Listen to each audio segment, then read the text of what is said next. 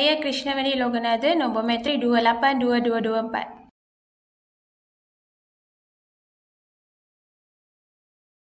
Selamat sejahtera, Mr. Kai. Hari ini kita serba sedikit nak bincangkan tentang perbezaan budaya antara Jepun dan Malaysia. So, sebelum tu boleh tak Mr. Kai memperkenalkan diri anda? Okey, nama saya Tan Kai Hiang. Berumur saya 28, belajar dekat Tokyo Institute of Technology. Belajar dalam bidang apa dekat Japan? Engineering course. Engineering course. Yes. Selama berapa tahun? Sudah 2 tahun. 2 tahun. So 2 tahun ni Mr. Kai stay sana ke? Yes. Oh, stay sana.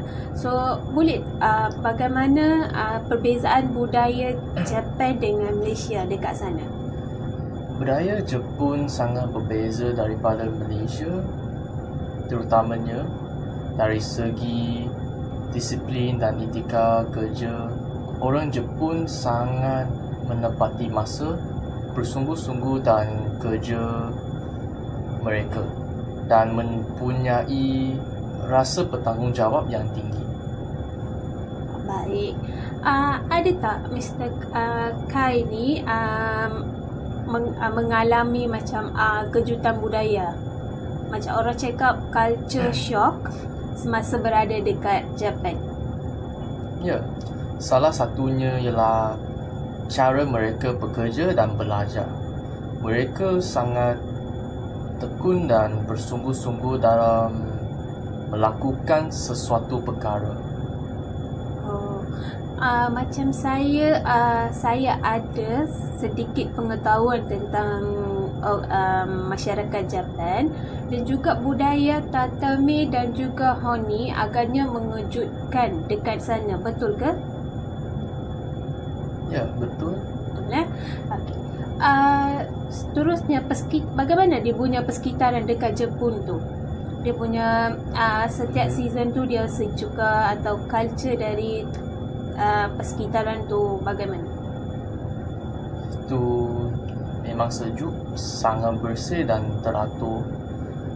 Orang Jepun mempunyai kesedaran yang tinggi terhadap kebersihan dan mereka jarang buang sampah merata-rata, walaupun tong sampah agak sukar ditemui.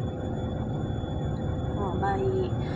Bagaimana kos sara dekat Jepun tu? Agak tinggi ke atau dia tinggi dari Malaysia punya kos sara hidup ke ataupun rendah? Ya, agak tinggi, terutama di bandar besar seperti Tokyo. Sewa rumah, makanan dan pengangkutan boleh menjadi mahal jika tidak diurus dengan baik. Baik.